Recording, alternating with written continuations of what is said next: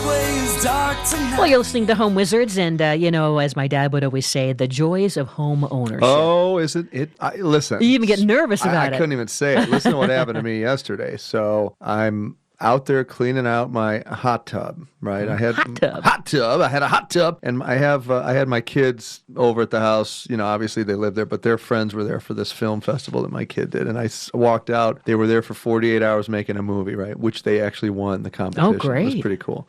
But there were like 9 teenagers with their glands sitting in my hot tub, so I had to drain it and start over. But anyway, while I'm out there, I hear this psst, right? And I look around the corner. I go into my hot water heater cabinet, which is outside. And what has just happened? But the copper pipe that attaches to the hot water heater has sprung a leak, and the entire interior of that cabinet the drywall is completely wet and ruined. Oh no! And I realized, oh my God, this is a nightmare. And it's the kind of thing where I can't fix that one because you have to solder, and I didn't want to get into soldering in this really confined space because I get crazy, and soldering is a little more advanced, right? And I usually call my friend Benny the plumber. So I shut down the water, and I said, kids, it's like we're camping. It's Sunday. It's time to deal with this. We got to shut the water down, and Monday the guy's going to come to fix it. So we had to kind of do that. But it just kind of made me think about there's like 30 or 40 things that I think all of us should know how to do that can save you a tremendous amount of money. Oh, by the way, who are you? Well, I'm Eric Stromer. And I'm Cindy Dole, and you're listening to Home Wizards, just in case you were wondering. But yeah, let's go through some of these things that we homeowners were so excited to have a home, but then we go, oh, wait, the toilet again, or all this, you know? And,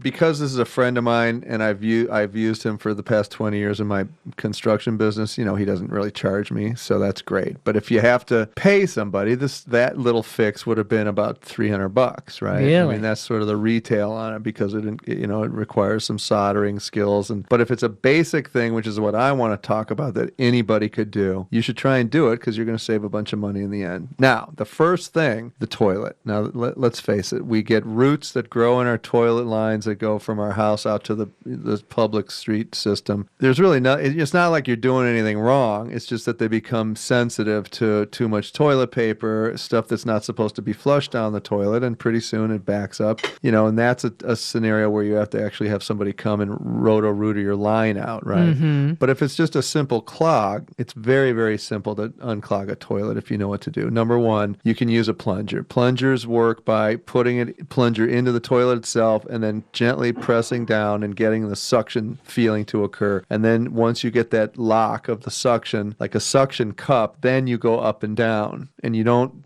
splash water and make it a big scene. It's just that little motion of the suction staying adhered to the bottom of the toilet, and you're pulling it back and forth quickly, like bloop, bloop, bloop, bloop, like that, right? Moving the plunger stick maybe 2 or 3 inches up and down, but keeping the suction on there onto that little hole in there. I think a lot of people often think they've got to come in and out, and then the water's flying. That's a mess. Everywhere. So that's the way to do it. Okay. If it doesn't unclog there, you can try the old 5-gallon bucket of water, which is fill up a 5-gallon bucket of water and literally just pour water into the toilet from the 5-gallon bucket. And sometimes that gravity and the force of the new water being introduced into the toilet will unclog a toilet. I hadn't heard of that one. Yeah. Number 3, if it's even worse than that, you can use a hand roto-rooter that you can get at your big box store for, maybe $12. And that's based on a little wire that's about, a half-inch in diameter. It's like a little wire long, 5 to 10 foot pole that goes down and that's flexible. Now, with is a this crank the snake? on the end. That's like a snake. Is this the snake? It's a snake, right. And then there's a little handle that you turn, and that just moves this wire snake through the toilet down into the area where it meets the floor and then goes down,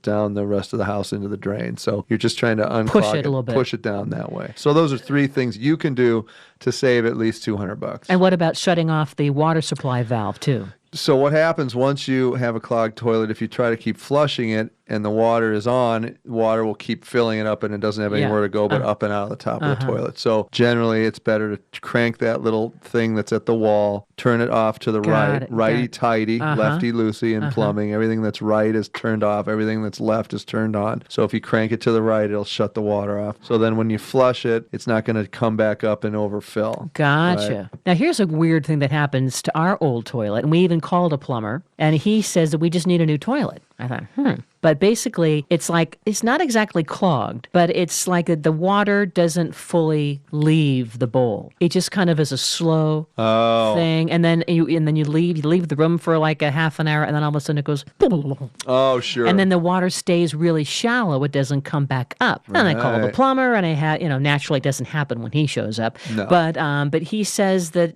he thinks that we may just need a new toilet. Isn't that weird? That could be. And, sometimes the toilet filling little jets that are around the top of the bowl get clogged with lime deposits. Oh, yes. So sometimes that water's not coming in and rushing in to fill the toilet bowl itself. And then a lot of times there are mechanics in the back of the toilet, the area where the fresh water is. And by the way, that's always clean water. You can put your hand, you could basically drink from there. And in it's an fine. Emergency, yeah. Exactly. That's all you had. So don't be concerned about putting your hands in that part of the toilet. But that mechanism in there, with the ball and all that stuff. And the chain. A lot of times the chain can come undone, or those gaskets that are made out of rubber can disintegrate because your water's hard. And so they just have to be replaced. So there's so many little variations of why toilets fail. Most of the time it's repairable, though, on your own. They sell repairable kits that are universal as well. And if you do need to have the whole root thing taken care of, that's a whole nother level, because those are different guys than plumbers, too. And if you have a clean out, which is a pipe that you'll see sticking out of the ground by the base of your house, that's bypassing the interior plumbing of the house. So if it's a root problem that's grown into these old pipes that go from the house to the street, you use a large snake that's on a 50-foot rotating wheel, essentially, that's powered by a hand or a foot-controlled motor, and you're feeding this thing down that pipe, and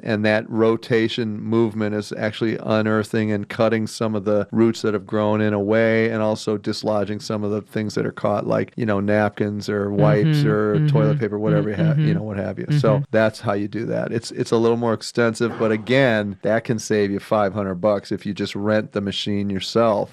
And experiment with it. The one thing I will say is they crank so hard that if you don't take your foot off the gas, so to speak, you can catch your hand in there and really hurt yourself. Ooh. So you have to be very careful, because it's a rotating power wow, that sounds mechanism. Dangerous. So you get the hang of it after you try it a couple of times and watch a few videos online. You'll sort of understand Good how tip. it works. That sounds kind of scary. Yeah.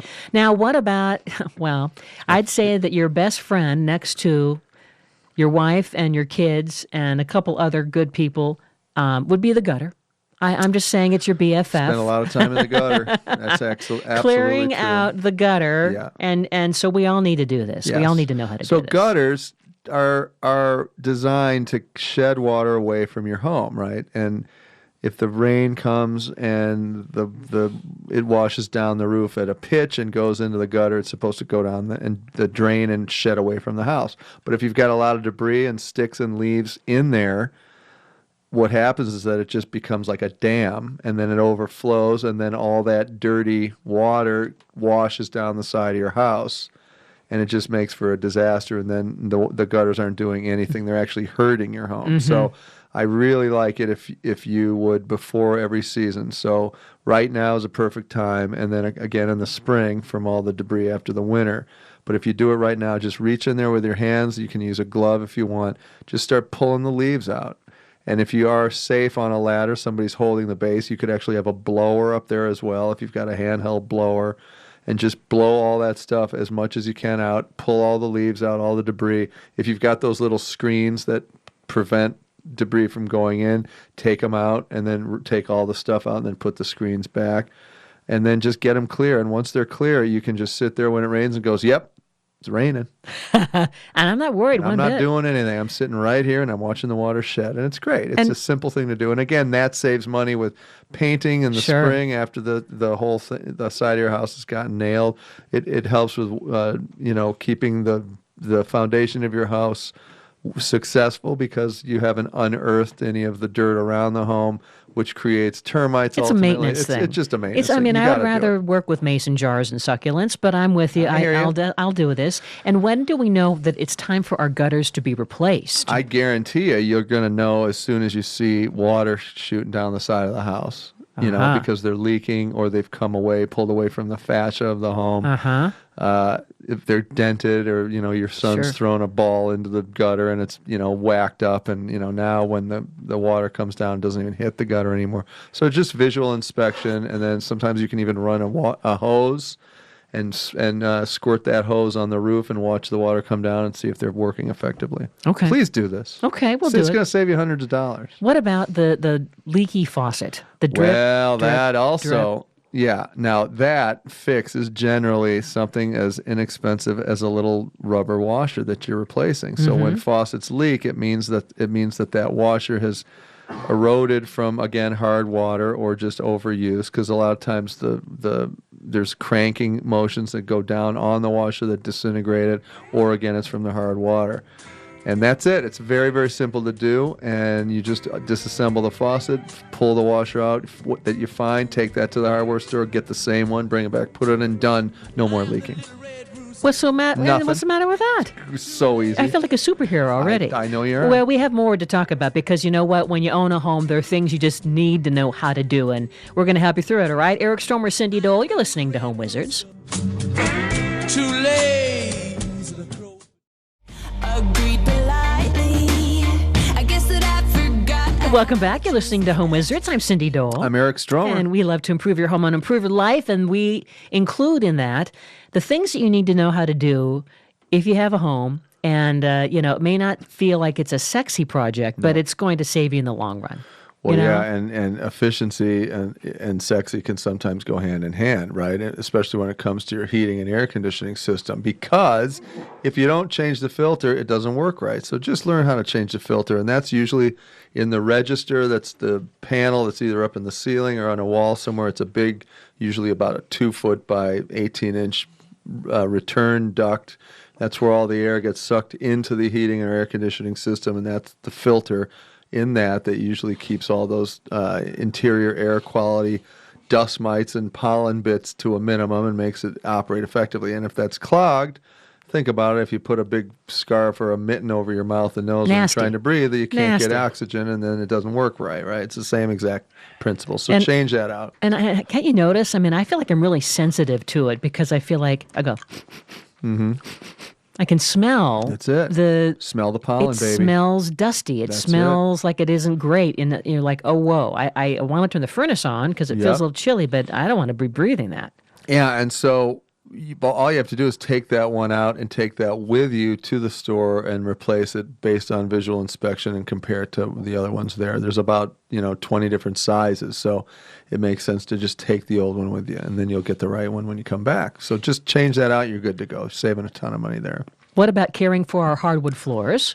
That's something we have to know how to do, You right? can do it easily. There's a ton of different products out there that are effective and some that aren't so great, but things like scratches and gouges, oftentimes it's just the visual component of seeing a scratch that makes it noticeable. So, things like crayons that they sell you can just hit a nick with one of the crayons that kind of matches the tone. Like if you've got a walnut floor or a pine floor, they sell crayons that are in accordance with those different color palettes.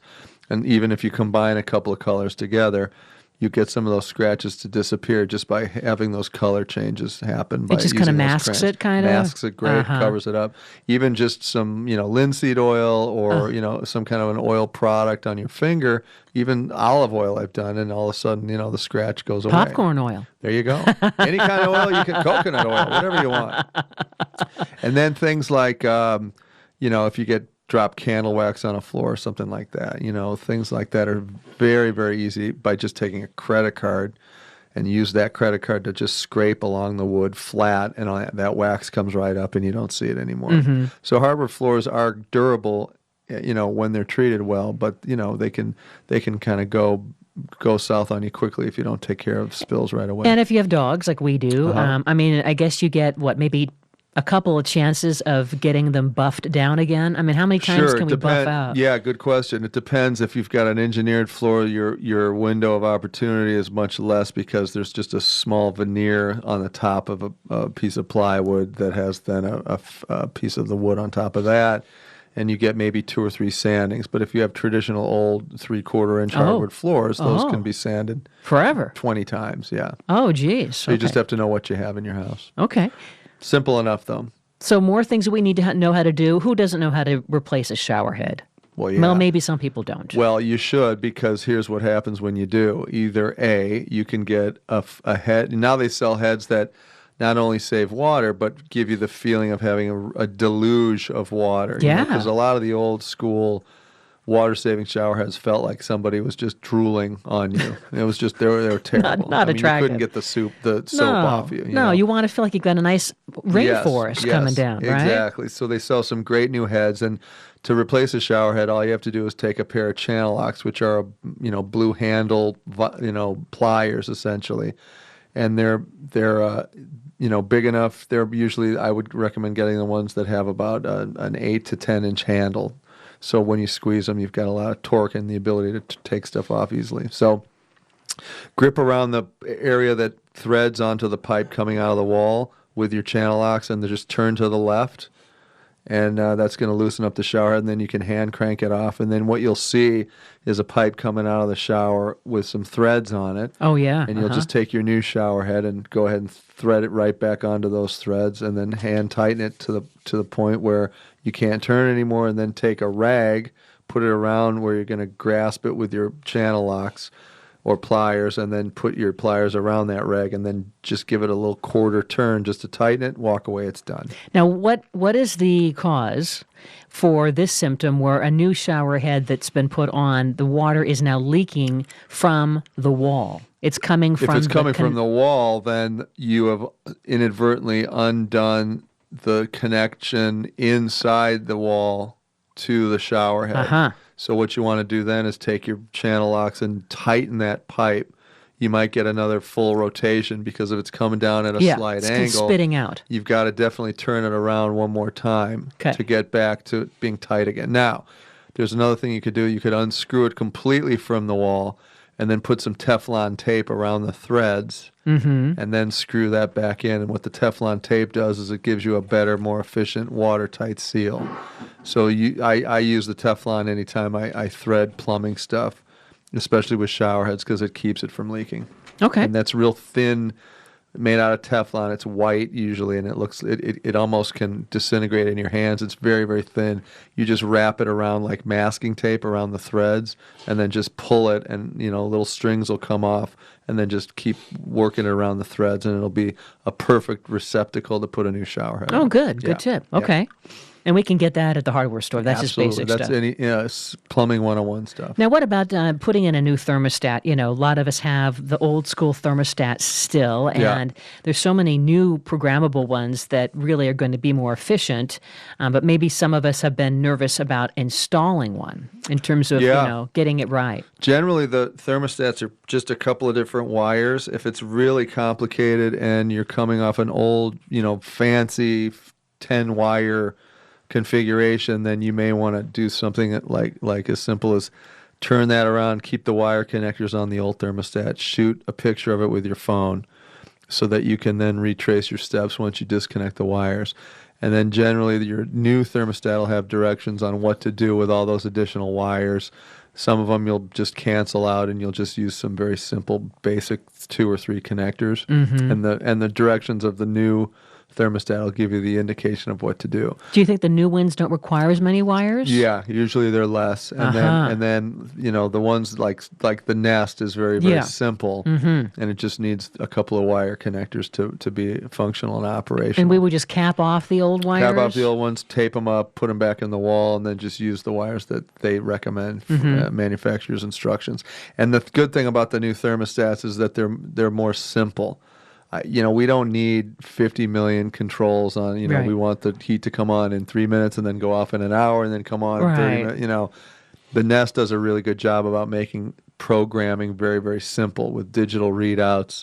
Tells you what to do with the next step, and so it kind of takes some of the guesswork out of it. But there's some great systems out there. The simpler, the better, I think. What about putting in a ceiling fan? That's something. Ceiling fan is a great way to, in the wintertime, get the heat kind of folding around the perimeter walls of the room and keeping it from just sitting at the top of especially a vaulted ceiling. And wasting your heat. And wasting all your heat. And everything up above 8 feet is hot, like 900 degrees, and then everything below is freezing. So what the ceiling fan does, it disperses that nice warm air back down along the walls. So ceiling fan usually is installed in an existing light box, and then you attach it following all the instructions, and it's good to go. Okay. Simple, simple, simple. Yay. We'll put all these on the website. Things that you need to know if you own a home. I mean, basic things that are going to save you time and it looks like save you money too, right? Heck yeah. Just check it out at yourhomewizards.com. Thanks for hanging out with us. Hope you had some fun getting some good ideas to really improve your home and improve your life. And until next time, remember this, the key is under the mat. Bye-bye. I'll light the fire while you place the fly.